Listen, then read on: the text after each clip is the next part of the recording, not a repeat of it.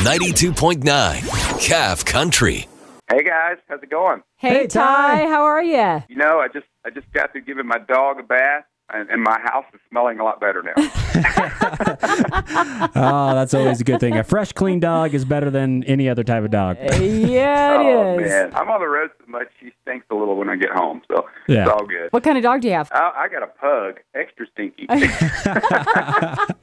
and a little slobbery, which is lovable. Yeah, man. But thanks for talking to me, guys. Yeah. I'm looking coming to Flagstaff. Haven't been there in a while. It'd be great. When was the last time that you were here? It's probably been about 4 years ago. I think I was there, if I remember correctly, with Winona Judd. Oh, wow. Oh. And that would have Yeah, been a great show. I'm back. How's the tour going right now? I know you're out touring. Man, it's going great. You know, I've been on a media tour. I've been on a music tour, and got a book coming in June, got new music coming in March, new single coming here before Christmas, which is a song called Fighter. Proceeds from that are going to charity. I'm on tour with Jamie O'Neill and Andy Griggs. We got a brand new album coming as well together. So with all that said, you see how tired I sound? That's how tired I am. You sound exhausted.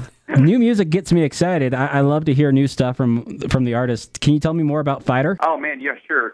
Fighter is a great song written by Annie Bosco. She's an artist in Nashville that's written a bunch of hit songs. My whole life has been a crazy journey, but if you've been reading the news the last few weeks, people know that I've made some changes in my life. And, Yep. Fighter is one of those songs based on being able to be who you are in this world and stand up for what you believe, which is pretty much the same things for me. It's always been God, my mama, and country music. So, Oh, there you go. yeah, man. Can't wait to hear that. Yeah, we are doing that song, and proceeds of it are going to the Trevor Project out in L.A., which I'm headed out there this weekend to do with some great artists like Katherine Heigl and Kelly Clarkson and a few other folks. Catherine McPhee. Wow. It's going to be a great show. So, That is going to be a great show. Yeah, can I get on the guest list Yeah. for that? Can we go with you, Ty? We were just wondering. We'll just hitch a ride from you from Flagstaff. Come on, get on the bus. Love to. Go. Like you said, you made the big announcements. Hey, we're talking with Ty Herndon, who's going to be at the zoo on Friday night. Question from one of our listeners, Carol Doris. What gave you the courage to come out as a gay man in the country community? Well, you know, I've struggled with that my whole career, and so I got to a place in my life where I was comfortable in my own skin. And you know, I've been out to my family and a lot of the national industry for a long time, but I still work with kids. You know, man, I work with kids that are struggling with this, and so for me, the biggest reason I did it had really nothing to do with me, had nothing to do with country music. It just had to do everything to do with these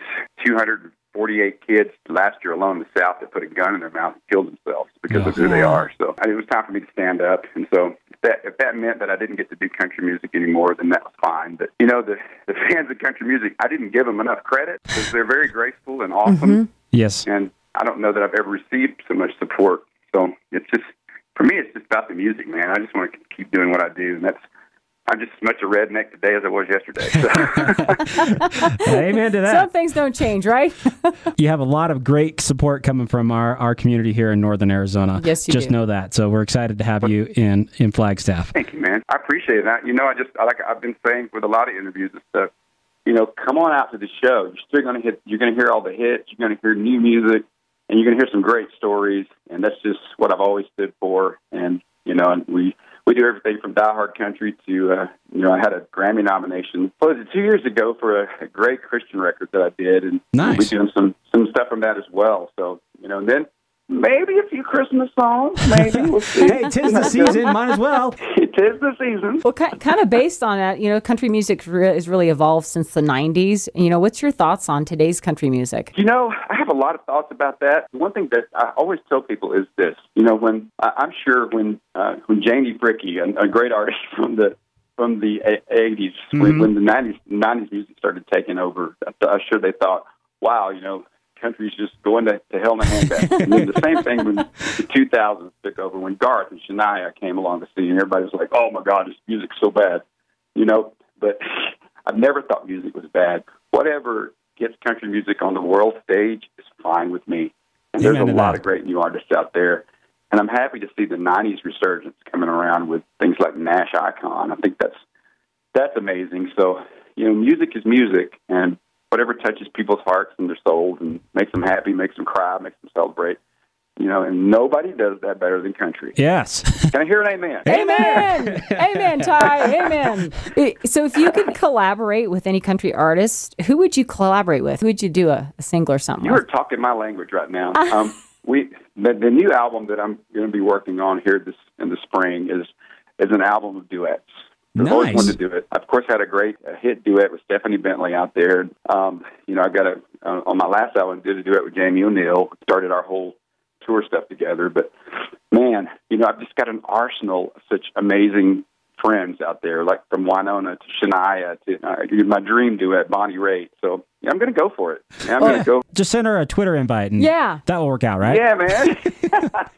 Heck no, I'm going to call their managers up and say, if you don't want to be in my book, you better sing to be on this record. Oh, gosh. I'm really looking forward to the live show. Hey, we're speaking with Ty Herndon. He's going to be at the World Famous Museum Club on Friday night. What is your favorite song? Out of all the songs that you recorded, what is your favorite song to do live? It would still have to be what mattered most. I mean, it's just people always sing it at the top of their lungs, and it's so crazy. I'll play some of these fairs and festivals, and I'll see a grandmother and a mother and then a couple of grandkids. I'm like, how did 3 generations of people know this song? Because it's awesome. It says to me that a great song lives forever, but also that great music listeners, fans of country music, pass along great music to generations of people. So I love that. So what mattered most, man? It was a long answer, but that's my favorite. And we'll be looking for you to be playing that on Friday night. We haven't seen too many pictures of you wearing a hat. If you were going to wear a hat, is it going to be a cowboy hat or a ball cap? Both.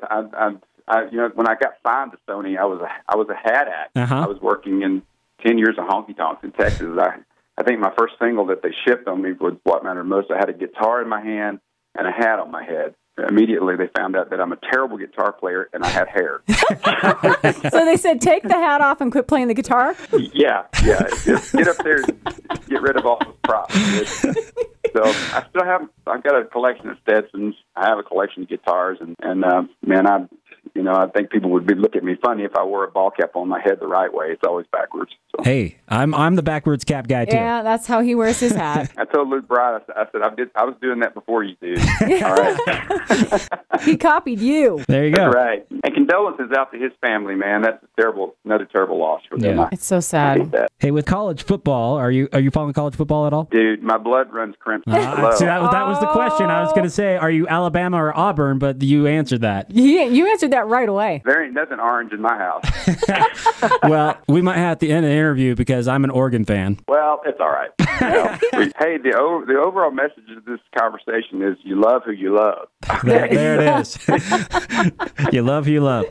Are you watching any TV shows right now? Any favorites? Well, they're kind of playing my life out on Nashville, the TV show, so I kind of had to quit watching that for a while. I'm like, if they kill Will Lexington off, I'm going to have to go down to Nashville and talk to him about that. So he hit me up on Twitter the other day. He said, man, give me some pointers. What's going to happen? I said, well, call me up. I'll tell you what happens.